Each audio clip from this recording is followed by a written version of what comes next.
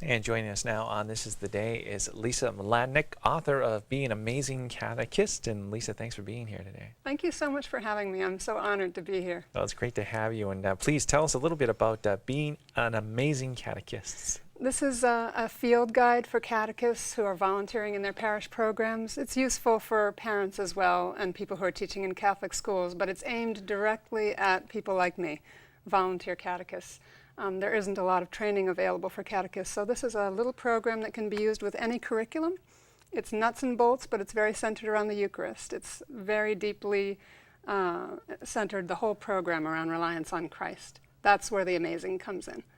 Because when we step into that classroom with him, we're not alone, and a lot can happen.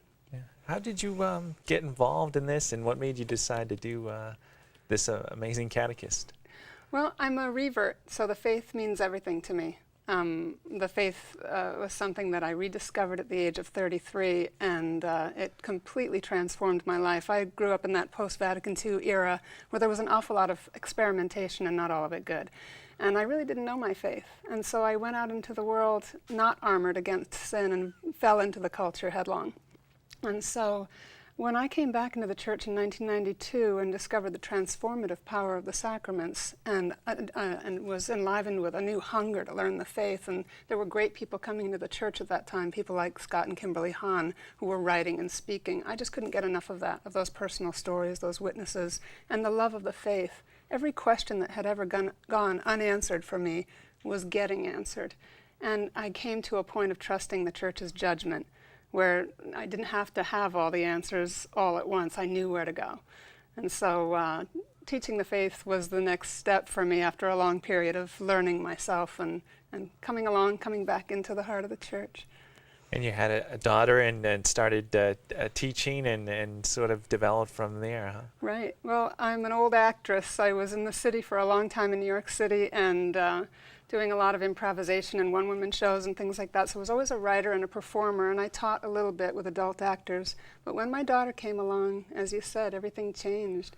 I was suddenly in a world of children, and I had opportunities to teach children. And with my daughter's help, I created a program of using puppets to teach character development, very much with her help. She's a live wire. She's a very funny little girl and very bright, if I do say so myself.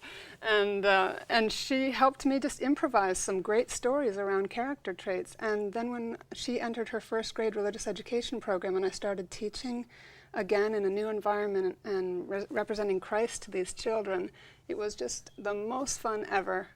Creating puppet programs and lesson plans for that environment. It was so much fun because I had been working in libraries and schools and stuff for some time with kids. Now this is a hard copy of the sort of magazine type thing, but you also have a great online presence as well. Maybe you could talk about that. AmazingCatechist.com was a long time in being born, but finally came to fruition in December of last year. We have quite a few columnists. I guess it's a little over a dozen now. A few have come and gone. But they're posting most of them monthly, and they range from early childhood teaching all the way up through RCIA. And we're hoping to expand too. We just recently received an interview through my sister, actually, who works in deaf catechesis in the Dallas area. And she, using sign language, interviewed a deaf catechist. And because of that, we have her interview posted now on the site.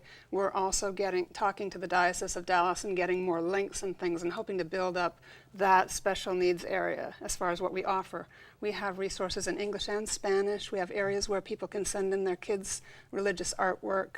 We have forums. It's all just kind of getting off the ground in the past year, but we're building momentum and getting more and more members on the site.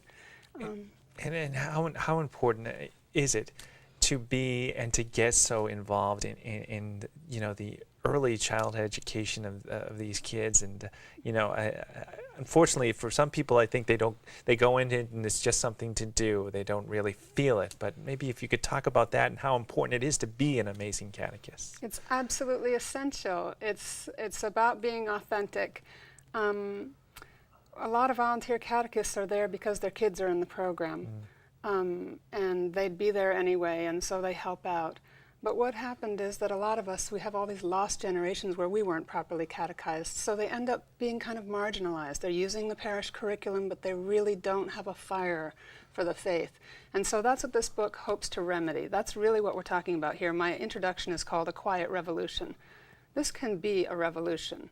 This whole world can turn on its ear if catechists, if parents would just return to Christ, go back to confession, go back to sacramental life, ask questions. That catechism is a gold mine with a great index. Ask the Holy Spirit to help and dive in a little at a time. Get your questions answered. Because when you walk in lit up and you ask the Lord to help you, anything can happen. It's really remarkable. I've had so much feedback from parents and children after the programs, and I know it's not just because we had a good time. Anybody can do that.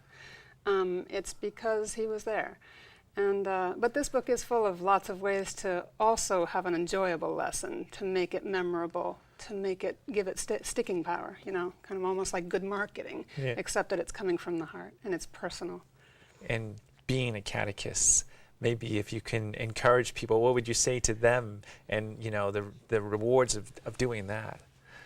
Well, there's nothing like the feeling of a parent coming to you a few months into your program and saying, my little girl is praying all the time now. She's got me praying more, and she wants to do good works, you know. It's just the best feeling in the world. And of course, you can't take credit for it, but you can enjoy it, and you can be rewarded by it. And just, God is so generous, always beyond our expectations. We step into the classroom and we want to help out a little, and we hope that we're planting a seed. But God is the one who's faithful to water that seed. And I guess I also wanted to just say, too, that we most of the time we don't see that response. We really don't see the fruits of what we plant. But Kimberly Hahn tells a great story about someone who baptized her dying child in her arms in an emergency situation. She had no water and used her tears.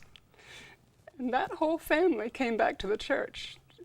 They had several children after that. She and her husband had fallen away from the faith, and they believe, or their feeling is that their child in heaven prayed them all back into the church. And so that moment of her remembering that emergency baptism that she probably learned at the age of 7 during her sacramental preparation, that came back to her. So that catechist meant a lot to that family. That whole family is on their journey toward heaven now because of that. So you just don't know. Yeah, what a beautiful story. Well, where can people find out more about your work, Lisa? At amazingcatechist.com. Not hard to remember. Everything's linked there. I also have little podcast segments for catechists, and that's at our blog, but you can find the link there too.